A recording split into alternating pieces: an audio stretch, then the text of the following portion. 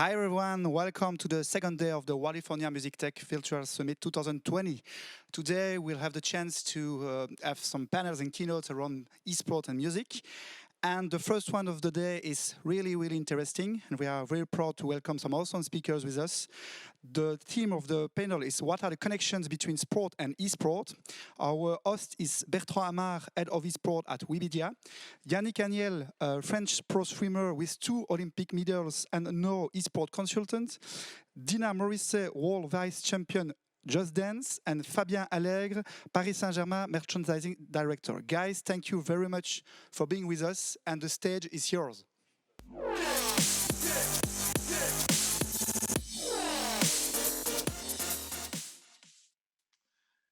Thank you, Jerome, and welcome everyone for this panel dedicated, as you have said, to the connection between sports and esports around me, or almost around me. We got some real experts of esports and sports. Let's start with Dina Morisset. Welcome, Dina. How are you today? Thank you, Bertrand. I'm very good. Thank you. Welcome, everybody. I am eager to have these discussions with you guys because, sport and esport, for me, it's a really important subject given that Just Dance is really a sportive game, in my opinion. So I'm glad to be here. We're glad to have you here this morning as well. Around us, we have also Yannick Agnel. Welcome, Yannick. Well, thank you, Bertrand. Hi, everybody. I hope everybody's feeling well today. I'm also eager to share a lot about sports and esports with you guys. There's a lot to say about around the subject. And Fabien Allègre from the PSG is here as well. PSG is involved in esports since 4 years now. How are you, Fabien? I'm good. Happy to be with you guys.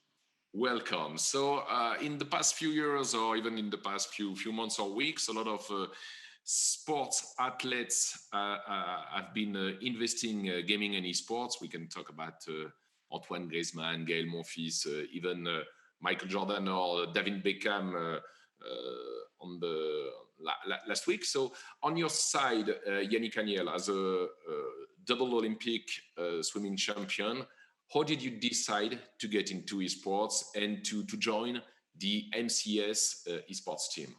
I didn't invest yet.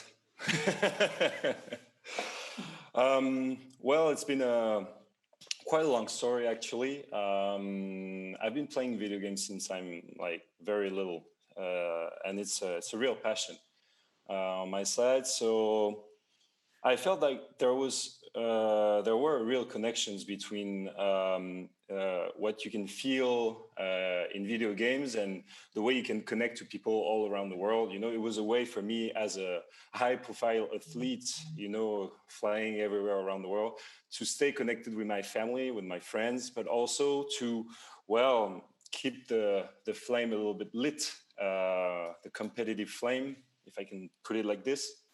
So I always had a real interest in video games, and lately in esports, because it connects even more things, even more themes, like the daily performance routine, the expertise that you can put, on your daily life, but also the strictness of discipline, and of course the passion and the entire environment that it provides.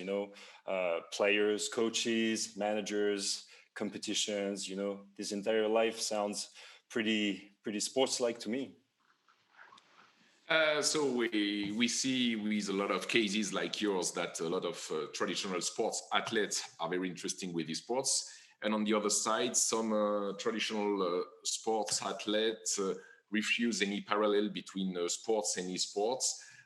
Dina, according to you, what are the links between sports and esports, and do you consider on your side that esports, especially on Just Dance, is a real sport? Well, if I was to say that Just Dance as an esport is not, that doesn't have a sporty aspect, I would lie to myself. I'm sweating. I'm giving myself physically every time I'm doing a competition. So I think it's important to as much as you can understand that chess, for example, is considered a sport, then you can consider that even in esports, there's different types of games. So there's some that are going to be less visually physical, because it doesn't mean that it's not physical. Even though you're at your computer sitting down, it really doesn't mean that you cannot hurt yourself, you cannot have any injuries. And I mean, if you consider your brain being a part of your body, then physically it's definitely involved. So more than of course the keyboard, the mouse, and everything. Well, for Just Dance, it's the most obvious one for a public that's not very specialized in video game, because you don't have to explain to them, if they make the effort in watching one competition at least, you don't have to explain to them that it's very sporty, that it's very demanding physically, because after one or two songs you will see the players starting to sweat. And also, dance is a well-known and accepted sport already. So Just Dance is just taking that sport that already exists and adds a video game dimension to it. So it's it's the easier parallel. But yeah, when I see athletes saying like, well, it's sport, is not sport, I'm like, hi exist, hello. Please don't make shortcuts and forget a part of what esport can be. Please let's keep this open-minded. Yeah, definitely. Just Dance is a real sport. Do you regret that it's not as much esports as it could be? I mean, do you consider that Ubisoft could develop the esports scene on Just Dance as they do, for example, on Rainbow Six? I think, well, I would be a fool if I say yes, they invested as much. No, they did not invest it as much. I've been participating in the competition in Just Dance since they started, so I followed the entire process. So there were some years where, especially at the beginning, when the Just Dance World Cup, which is the name of the competition in Just Dance, the Just Dance World Cup was part of the ESWC, which is now, if I'm correct me, Bertrand, please, like the Esports World Cup. It's It the used to Electronic be, Sports World Cup. I think that's... yeah, it used to be the Electronic Sports World Cup, but since few years, it's considered like the Electronic Sports World Convention, as Okay. usually the title, the world title on each game belong to the publisher. Yeah, and not to that specific competition or so. So what anyway, Just said it's pretty easy, because there's just one official competition, which is the Just Dance World Cup. So when they started it back in 2014, it was really a huge discovery for a lot of players, even of Just Dance like me, because I didn't know a lot about esport. With the years, it tends to be difficult, because it's still hard to find a format that will satisfy audience, the brand, and the players. So we have tested different formats during the years. The thing is that they decided to make a break with the competition almost 2 years ago, for them to sit down and watch what they can do with the rules that would really please everybody. And since then, well, this year we have the pandemic that's going to forbid them to organize a World Cup again, I guess. So maybe next year it's going to come back. And yeah, I would love to see Ubisoft invest even more in the Just Dance World Cup, maybe to organize even more presential events, maybe to have the Just Dance World Cup not being just like, I mean, one big event a year, but for it to be maybe more spread during the year. But I understand at the same time that, and I think the other speakers in that group will have an opinion on it. I guess it really depends a lot, the investment of the editor, on how much the game is selling, like how much the game is popular. And even though everybody knows Just Dance, I know it's not like the main license at Ubisoft, so I understand these problematics as well. But of course, as a lover of Just Dance, I would love them to see invest more. Thank you, Dina. We're moving to Fabien Allègre in his beautiful office in the Paris Saint-Germain headquarters. Hello, Fabien. So you're the guy in charge of the PSG sports section at the PSG since 4 years now. You started in 2016.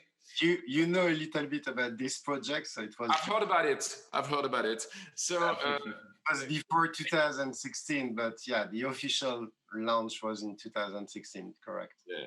So why did you decide? PSG was one of the first soccer club to be involved in esports. Why did you start to get into esports at the PSG?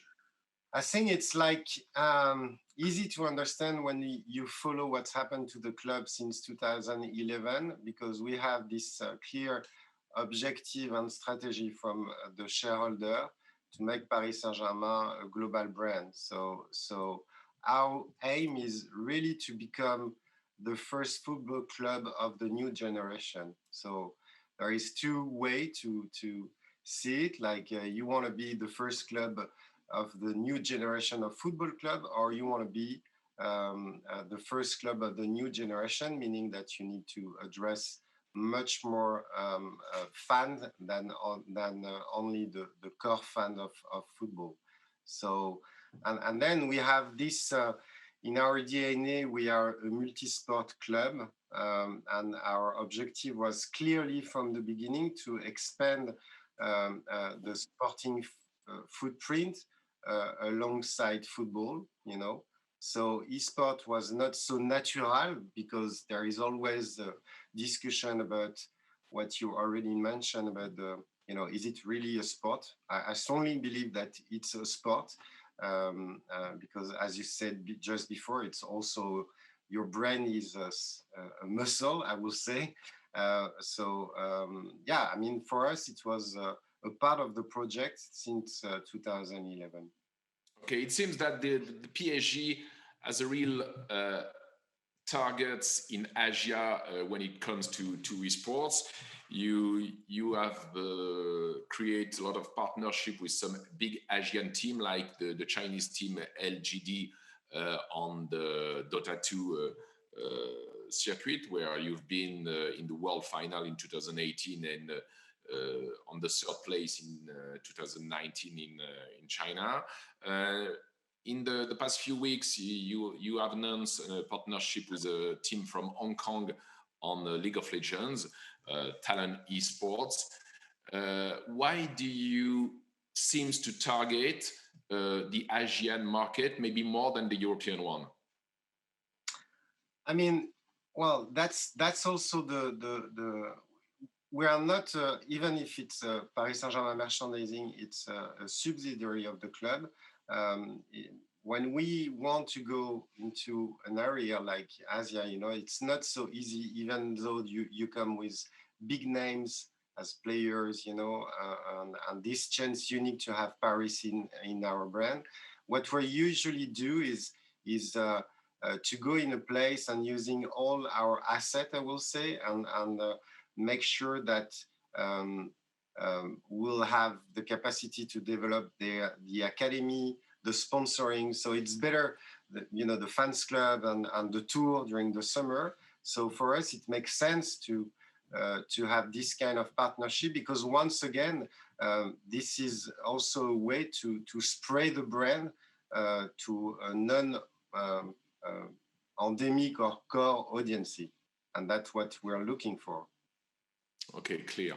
Yannick, you are working with MCES. MCES is a very specific esports team that has in its DNA a real sports approach of the training of the player with a lot of training center that combine real sports field and esports rooms.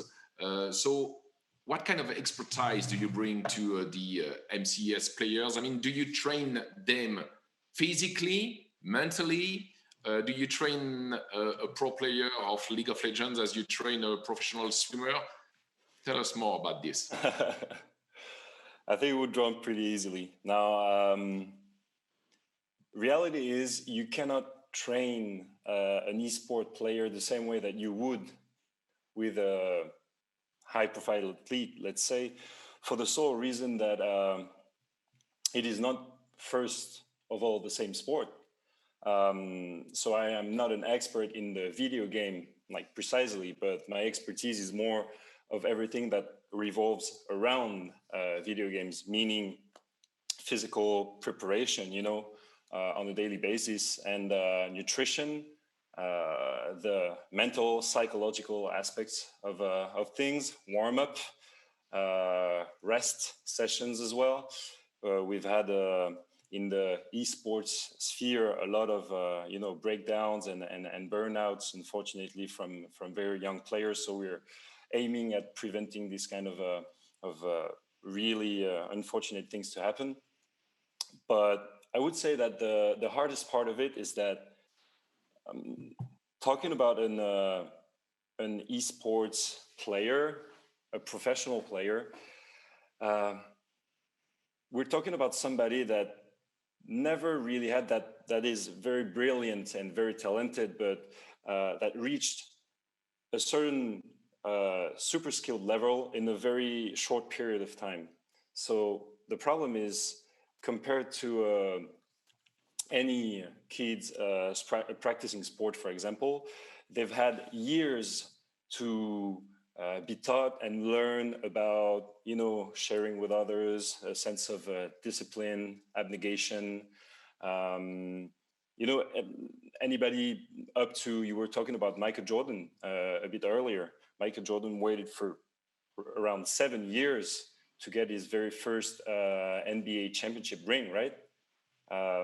So that tells something. So you cannot take, anything for granted with esports players. So you have to bring it in a more pedagogical way, I would say, and try to understand what esports really is before you train them on the side as well. You have to make things stable and really balance in their life before you add anything other than the sports, the esports itself to it.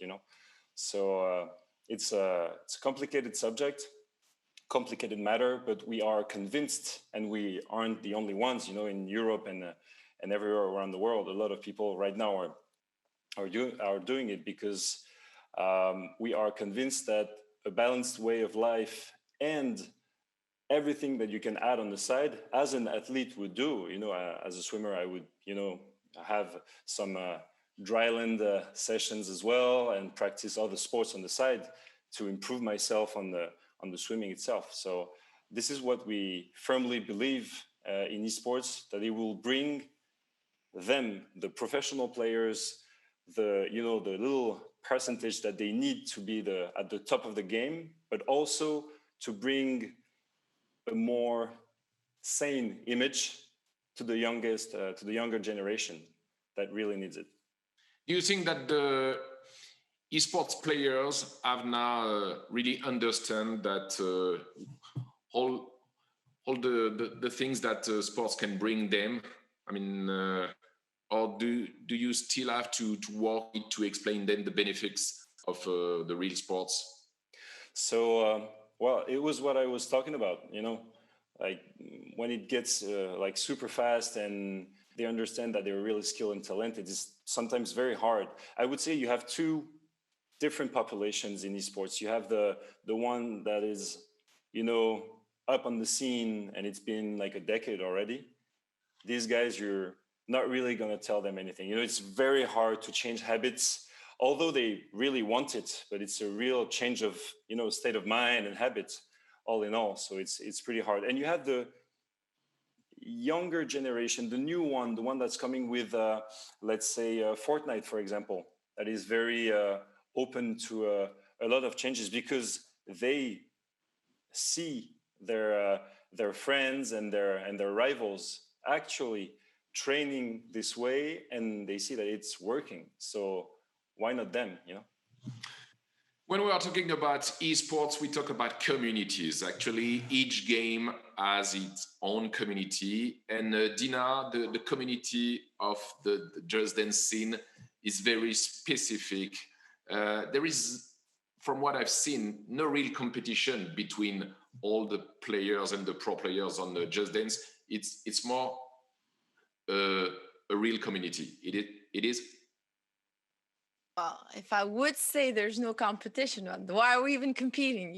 But it's very friendly. I mean, it's very friendly. Yes, that I will admit it. It's very friendly. I think the competition is just a representation of what the community is based on on a daily basis. Like I really, now that I'm super involved in the game and in the community, I see that the competition is just a reflect of that. Because I don't know what makes the community. I guess the developer, of course, participates to it, but maybe the fact that the point is to dance together, and it's really a fun game with a light visual, very colorful, very happy. It's a happy game, and that you can share with people by dancing. A lot of the times, you're gonna start playing Just Dance by dancing with somebody and not against somebody. So I guess that helps as well. That helps really much. And the fact that maybe it's dance, it's not that it's less competitive. It's just, I don't know. I'm not really sure how to explain why it's so friendly. Uh, because I like it that way as well. You know, I participate in it, and I like the fact that I still love my contestants, even though I maybe have lost to them. I still love. I don't know, Bertrand. You're asking like a hard question. Why are we so friendly? I still want to win. Like when I participate, I'm training to win. It doesn't change that. But it's less bitter to lose against somebody that you appreciate and that you can like recognize the talent of. It's very less bitter than to lose against somebody that you don't like. So I guess it really helps as well to respect and to appreciate your competitors. That should be in every sport and esport anyway, to come back on the values that we can take from sport. I think that's something that is implementing with time, because esport is still very young, so it's not as old as sports competition, that have created values with time and that have understand what's important to make a good competition and make good competitors. But I don't know, maybe the game itself helps to make it more friendly in the way it's acting. Thank you, Dina. Fabien, in esports, there's basically two main models. The one is based on the traditional European sports model with some championship, with up and down at the end of the season, depending on your result. And the other model is more based on the US sports model, the franchise model, like the NBA, the NFL, and all the American League.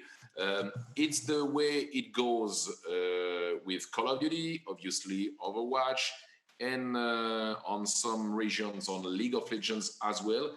According to you, according to the PSG, that is not involved in the US sports, but in the traditional European sports model, what is the best model for the development of esports? The traditional one or the franchise one? Hard to say. I really don't know, but I think that the franchise, let's say, model, is maybe more bankable for all the companies which are behind the esports team. The publisher. Yeah. No. I'm not talking. I mean, of course, for the publisher, but from a team perspective, let's say that if you have some investor in your company, and this is most of the way the companies are built nowadays, it's I think that it makes sense, because you buy something like really have a real value, and yeah, I think I will say that it's maybe the more bankable model for the publisher, of course, and also for the teams, because as we said, the full ecosystem of esports is very young, is not mature compared to the other sports, so and the main difference is you don't have only one international international federation, on esport. So this is also the reason why you need to have, from the publisher perspective, to have this kind of model. So will you be interested at the PSG with buying a franchise on a game, or this is definitely something you don't want to do? I hope one day it could be a next step, depending of the games, depending once again, but because we never launch any kind of project which cannot be like at the break even in 2 or 3 years. So the club is not We're not investing to have a better awareness or footprint. It has to be like a real business model, and honestly, actually, it's not really the case. So that's why also we are maybe a little bit unique as a club to make this kind of partnerships deals. Doesn't mean that we pay for, we share some costs, and we believe that that will be at the end better for the two teams. What the team is looking for having this kind of deal with Paris Saint-Germain give them also the opportunity to be a little bit more to win on the exposure, in Europe, and for us it's the same on the other way. Maybe one day, depending of the games, we are still waiting for FIFA announcement on this part. Could change also a little bit our approach, but. And it seems that one day or another, FIFA would maybe move to a franchise model.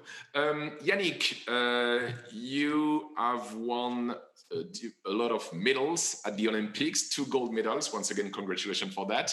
And when we talk about esports, Olympics is always coming in the discussion. We have seen some competition close to the Olympics in the past few years in Korea. It used to be planned for Tokyo this year with some games like Rocket League of Street Fighter, but not official Olympic title.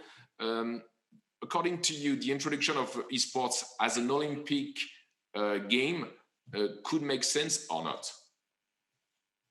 Well, you kind of said it yourself. I was talking with somebody maybe last week, and he made this very interesting remark. He told me, you know what? We're calling it the Olympic Games, not the Olympic sports, right? So that gives us one more reason to believe that esports can be part of, the games in general. Well, knowing the fact that it is a hard matter because you have, like intellectual rights and, the gaming rights and everything. And that when you run 100 meters, it doesn't, it's not the ownership of anybody. So that's the harsh part of it. But I firmly believe that, once again, this is a very interesting topic. It could benefit both of the spheres, knowing that the IOC needs way more, needs a younger audience anyway. You have to know that in France, at least, the audience is average is between 45 to 50 years old, watching the Olympics on TV. So they could definitely use the younger generation to be more interested in it.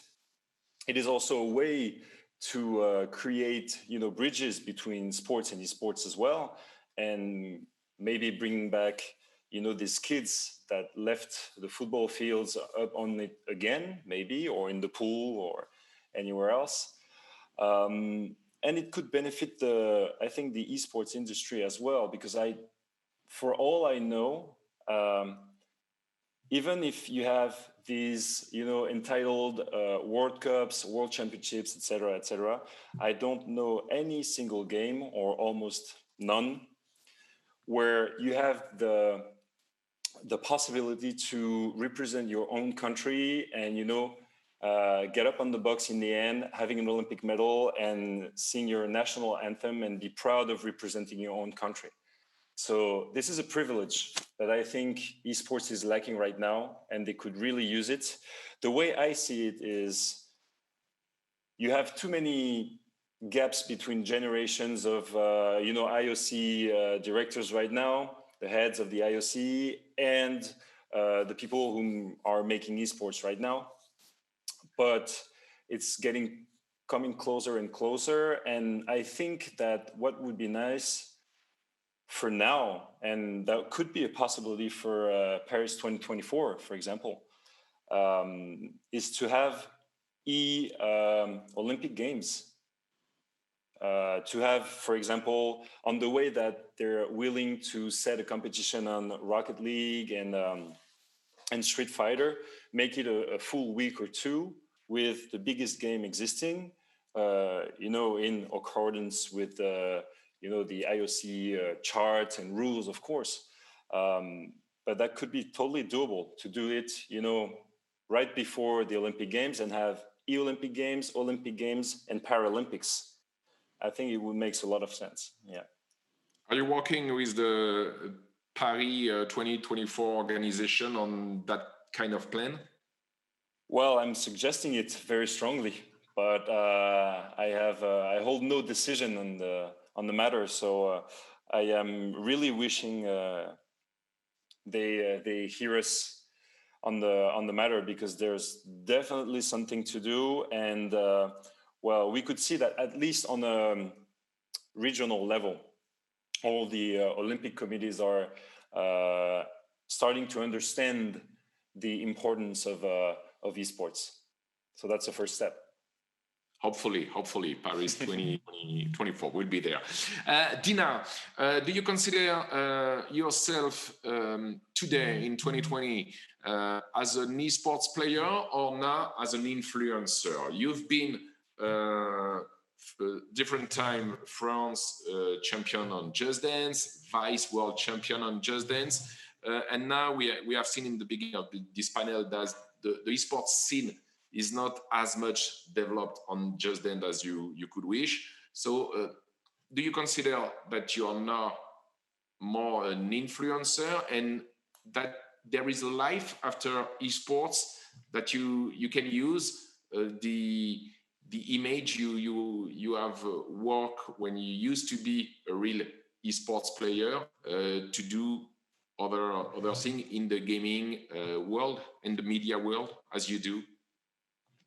Well, I think for most players, that's not even a question. Like, there's a very few players that can just be an esport player to this day, because there's not a lot of games that permits you to just live on that, because there's just so much competition and so much levels.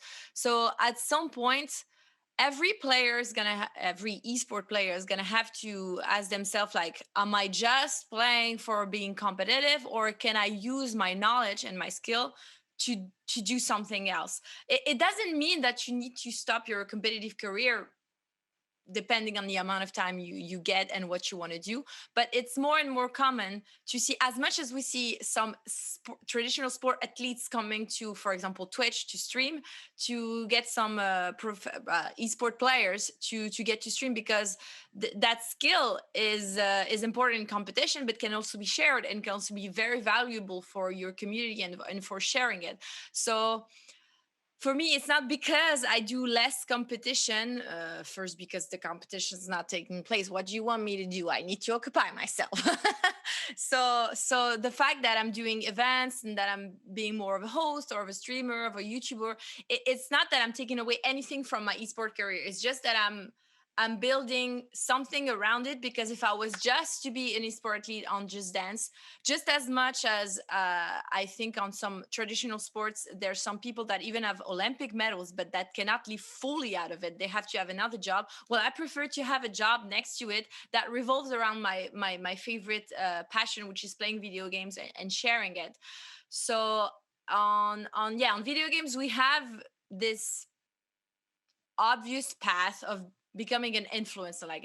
It's not even a job. I'm not even sure, but what I'm sure is that what I'm doing next to it, like hosting, like streaming, like doing videos, is a logic path that I want to keep on having, because yes, there needs to be a life after esport, as much as there needs to be a life after being a competitive sportsman. Like, what do you do next? If you have a way to continue your career in the field and the domain you love, why wouldn't you take it? Yannick, is it a part of your job to explain to the players, the young player you are working with, that there might be an end of their career, and then they have to think about their future, the opportunity that the esports and the gaming industry can bring to them? Is it a part of your job? Well, thank you for asking this question, Bertrand. When I first got into the esports environment, nobody was asking themselves this question. Nobody, not even professional clubs, professional teams, nobody was. And we at MCS were I guess, the first one, at least in France, to start, emitting the idea that maybe the players could, keep up with their studies at the same time as being esports players, and that we would do everything we could on our hand to, to allow it and to permit it as much as we could. So I think you have a lot of different fields to work on. Like Florent Marina, Rezia, one of the of course, player that is studying in high school. In a business school. Absolutely. So we try to, where after all, it's a personal path and a personal, matter. But we, once again, I do believe that it brings you a certain stability. And I'm trying to explain to the players that if one day, I don't know, they go skiing or biking or whatever, and they break their wrists, and they cannot play for 6 months to an entire season, for example, and they never go back to their former level that they had before. Well, what are there to do, So this is a question that we have to answer, and that is very important, I think. So right now, the answer would be maybe putting the players into existing, sports classes in middle school, high school, everything that can exist, and post SAT, kind of the equivalent level. You have a bit more things existing already, but yeah, of course, it is very important. So I think you have to build yourself a background on the matter.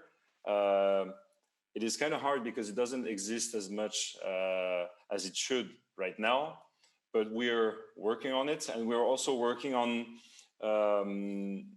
creating licenses for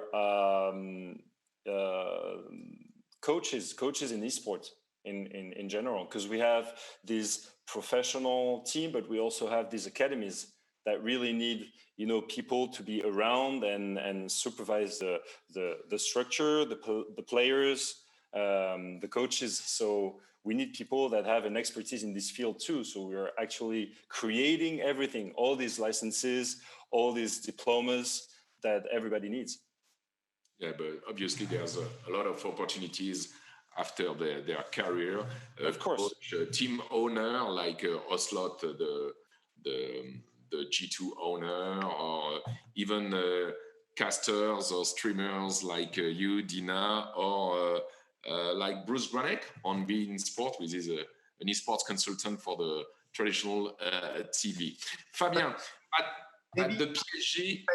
If I may jump on this part, this is really an important point, because we're talking about passion, about sport, but then, and that's why I strongly believe that sports and esport have the same kind of organization at the end, because the academy, the grassroots program is one thing, then you have the academy, the pro academy, and then you can become a professional, and then what's happened, So I think that on our side, this is what we're trying to write as the next chapter for Paris Saint-Germain eSport, to be more focused on, the grassroots parts, and then moving into the professional, just to have this capacity and the full storytelling for the youth, because we need to take care of them at the end. Of course, we have a bunch of examples like Bruce and the other guys, but I mean, if we want to make it really as a sport, as we're talking about football, about all these other big sports, we need to this is our duty, to make sure that as a professional of a sport organization, we take care of the full ecosystem of esport and not only going to esport because this is a new opportunity for clubs to. So we need to be more, maybe on our side, maybe more organized as we are on the soccer, on the football part, Okay, and on the football. Fabien, if I can add just one more thing, you're absolutely right, Fabien, and Bertrand, you said it. You can be owner of a professional team. You can be a caster, etc., etc. But esports was a very young industry, so there were spots to be taken, these past years, and now it gets, fuller and fuller. So once again, if you don't find a way to have, as Fabien said it, a grassroots program and educate them and maybe give them more opportunities on the field, it's going to be harder and harder to be part of this industry. So we have to be very careful about it. Thank you, Yannick. Fabien, you were talking about the academy you have on the traditional football. I know that you have like summer camps for young PSG fans that can train like a professional on the real football field. Is it something you are thinking about with esports to have like an academy for your young fan? Yeah, of course. I mean, that's the plan for what I call the new chapter of Paris Saint-Germain Esport, because I'm not saying that we are very humble, but compared to the other football club, we have a different approach on the academy. Let's say the grassroots program. We don't think that we like to say fewer, bigger and better. So compared to maybe the other top club in Europe, we don't have the same numbers of kids. We don't have the same numbers of partnership in all around the world, because actually we have 15 countries, we have 20,000 kids, but we want to make sure that each week they will have the good methodology and the full methodology, including what we just said around nutrition, how to be respectful, and all this stuff. So yeah, I mean, for us, I'm not saying it's easy, but the objective is to create some camps. On the morning you can train with professional esport player, and then on the afternoon you can go to the sport. It could be handball, it could be football, and start it like this. And then if we have a real talent, then it's easy. It will be more easy for us to say, hey guys, do you want to be a part of Paris Saint-Germain Esport professional team? And that's it. So yeah, that's a big pillar of the next chapter for Paris Saint-Germain Esport. Okay, thank you very much for that. That's interesting point of view, and it's quite similar to the MCS approach to combine sports and esports. We are close to the end of this very interesting panel. So once again, thank you to all of you.